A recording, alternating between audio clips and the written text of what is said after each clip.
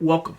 Today we're going to focus on how to sell a professional short story anthology to a traditional publisher as a relative unknown. And I'm qualified to talk about the topic because I've done it myself. And what I'm going to do is I'm going to have a series of 4 of these videos. The first one is the 6 steps that you would need to pitch to a traditional publisher, which we'll cover today. And then I'm going to have 3 subsequent videos. The second one is going to be on process. The third is going to be on production, and then the final will be on promotion. So let's get started on the 6 steps to successfully pitching your anthology to a publisher. Now, the first thing you need to do is develop a compelling theme. Something that is different but intriguing for your audience. Okay, now in developing a compelling theme, what you need to do is know what genre that you intend to target. Is it going to be literary? Are you going to do science fiction? Are you going to do fantasy? Is it going to be urban fantasy, military science fiction, weird fiction? You should have an idea of what sweet spot you want that anthology to cover before you begin your pitch. And there are 3 things as you develop the theme that you should think about. The first is quite simple. Think big. Something that is so universal, so obvious, that an editor or a publisher will have no choice but to support that anthology. It should be something that was so obvious in hindsight that every other editor on the market's wondering, why the heck didn't I think of that?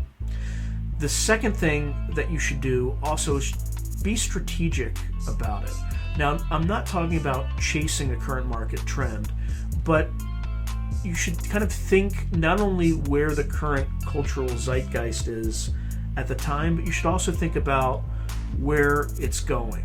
So, as an example, in my first anthology, the one that I pitched to Baen Books as a complete and relative unknown, was Weird World War III. And the theme was, what if the United States had gone to war with the Soviet Union under weird fictional circumstances? So not only are we talking about a conventional World War III between the US and the Soviet Union, but we're also looking at different supernatural or weird fictional circumstances under which that happened. So you think of Tom Clancy meets Stephen King. That's sort of a feel to it. And at the time when I did the pitch, it was around 2017. The Russians in 2014 had taken the Crimea without a fight and had invaded eastern Ukraine and were fighting in the Donbass region for quite some time, for about 3 years by that point. At the same time, I was about 3 years out from the next election. In 2016, there were concerns that the Russians had influenced the election of Donald Trump, so there was a lot of angst in the air about Russian influence, and Russia suddenly became the bugbear again. And I knew that if I pitched in 2017, I probably wouldn't get that book out to market until 2019, maybe 2020. As long as that book hit the market before the November 2020 US elections, I knew that I could get a bit of a tailwind from that theme of Russian influence in the election. So I was very strategic about how I pitched that particular offering. Then the third aspect of developing a compelling theme is to combine 2 familiar topics in an intriguing and interesting way. So as I mentioned earlier, I took a military science fiction topic or an alternate history approach, and I combined it with weird fiction. So again, think World War III with Cthulhu. And again, the idea was fairly obvious in hindsight, but nobody had really done it yet. So it was something that was interesting enough for a publisher to take a chance on. So in summary, that's just developing a compelling theme. The second thing that you need to do is tailor your pitch for that publisher's specific brand. Now, the publisher that I first submitted this idea to was Baen Publishing, which is well known for its military science fiction. So this sort of anthology was literally right down the middle of what they publish. Similarly, when you're approaching various imprints, you should think about what are they known for? Who are the most popular authors that particular publisher typically underwrites? So keep that in mind when you pitch, and make sure that your pitch is tailored to that specific brand so you can increase the probability that they will underwrite you for that particular anthology. And then number 3, you want to address why you are the only person in the entire world who is tailor-made for this explicit project. So if you're doing an anthology about medical fiction, like emergency doctor fiction, and you want to have a group of stories from authors about EM technicians, and if you've been doing that for 20 years, you've been an EMT for 20 years, and you've seen all sorts of different things, and you've been an EMT in 6 different cities, you were probably uniquely qualified for this anthology, particularly if you're also a writer or you've done your own collection before. Just think about areas where you can uniquely add your expertise to writers who in most cases are going to be far more famous than you are and have a far larger, bigger brand and more influence. You need to be able to add value to even them. And in my case, I'm a former Army officer. I spent 5 years, it's called the Army's National Training Center, and I was part of the opposing forces, the U.S. military's Red Team. And what I did for 4 to 5 years was I became an expert on Soviet doctrine and tactics, and I participated in at least 100 different battles in the Mojave Desert in an area of 1,000 square miles, roughly the size of the state of Rhode Island. And I would train 10 brigades a year by fighting them with a highly instrumented laser tagging sort of system where we trained as if there were 2 large organizations of about 5,000 people on either side going head to head with 200 to 300 armored vehicles. And we trained like it was a real war. So I was an expert on Soviet doctrine and tactics. I also had an undergraduate degree in history, and I focused specifically on modern European history and specifically on the Eastern Front in World War II. So again, I was an expert on military doctrine and tactics, particularly related to the Soviet Union, and I was also an Army officer. And then the third piece that made me get qualified for it is that I've also published some weird fiction in the literary magazines of the genre, like Vasterian. So I was also a horror and weird fiction author of my own, and I published something on the order of over 40 plus short stories. So I kind of had a good idea of what I was looking for. The fourth part of this was I had worked at the Stanford-Harvard Preventive Defense Project under someone who would become Obama's Secretary of Defense. So not only did I have the tactical and operational understanding of how a war between the United States and Soviet Union would look, I also had a strategic understanding of the sorts of decisions that would need to be made in Washington, D.C. So I had kind of the full picture of what that world looked like. And I'm probably one of the only people in the world who had that unique mix of a background to pitch this sort of anthology. So in addition to addressing why you are the only person in the world who can do this project, the other thing that you need to do to increase the probability that your manuscript or your pitch will be accepted by a publisher is to recruit authors before you begin your pitch.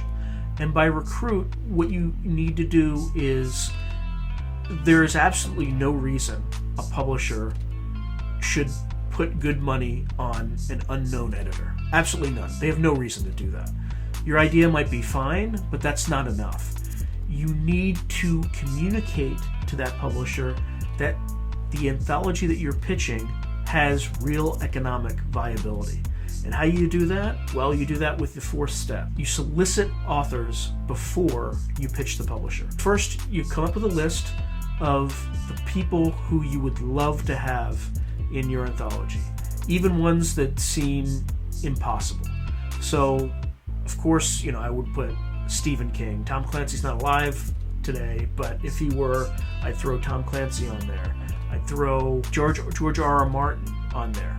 And I even tried to reach out to a few of these people. Didn't succeed, but I tried, and I will continue to try as I make more and more of these anthologies.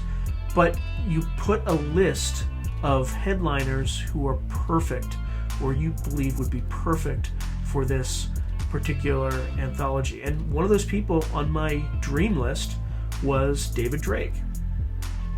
And when you're approaching these authors, you should do a little bit of research. Before you solicit these authors, you should do some basic research. And as part of that research, you should have an eye on what sorts of characteristics they have that are similar to you. Find areas of commonality. And the reason you should do that is it will increase the probability they say yes. And by the way, when you ask them, you're going to ask them in such a way that there's no firm commitment yet. And you tell them, I'm working on a pitch. Here's the theme. Here's what it's roughly going to look like. And if the publisher were to accept it, would you be willing to write a story for it? And most, but not all authors will say yes, and some will surprise you. So going back to the David Drake example, it turned out when I did my research, David Drake had served in Vietnam in the 11th Cavalry Regiment. I also served in the 11th Armored Cavalry Regiment, albeit 30 years after he did. So I just reached out to him on email and said, hey, I'm thinking about putting together this anthology. I would love to have you submit a story to it. And I just want to let you know that I too am a Black Horse veteran, and I would love to have your participation. And to my utter shock, he said yes. And I quickly had my anchor for the anthology. So again, solicit authors before you pitch to the publisher. Number 5, learn from other editors. Find out that specific publisher that you're targeting and talk to editors who've edited anthologies for that particular publisher. Also, talk to other editors who you like and respect in the genre. And one of the things that's going to be hard about this is, unless you've been to a convention or have met these people in real space, the best you can do is just send off an email and hope for the best. And just say, hey, I'm a budding editor and I really want to do an anthology, and I'd appreciate any advice you can give me. And also, before you do this, make sure that you've purchased, that's more important, that's the most important actually, and read some of the anthologies that they've put together.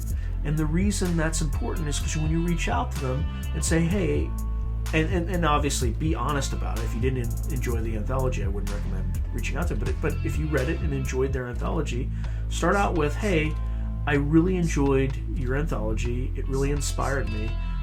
I'm thinking about putting together a pitch for another idea, and I'd really appreciate your perspective on it.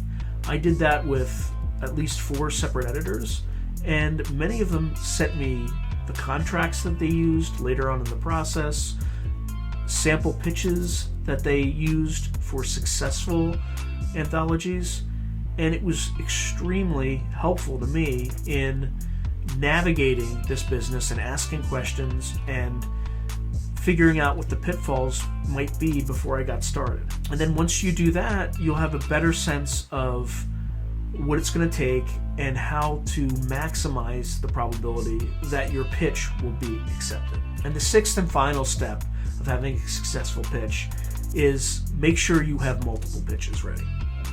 In fact, the Weird World War III was not the first idea that I pitched to Baen Books. I pitched another idea, and that idea was not honed toward Baen's brand. There were some elements that fit, but not all of the elements. And as a result, it wasn't successful. But the best piece of advice I got was from the late Mike Resnick. And that was, before you pitch, make sure you have 3 or 4 pitches in reserve, so that if you get rejected, which you will many times, you can wait a week or 2 and then send another one. Now, you might not always be successful, but it doesn't hurt to try, and it helps you get over the hump of the rejection that you get in the first place. So there's a bit of a learning in this process, but if you do all these things and you think about them very carefully and are thoughtful, you have a high probability of success. With that, next week I will have another video on the process of producing an anthology, and I hope you will check that out. Thank you again, and see you next week. If you enjoyed this video, hit like and subscribe, and I'll see you next time.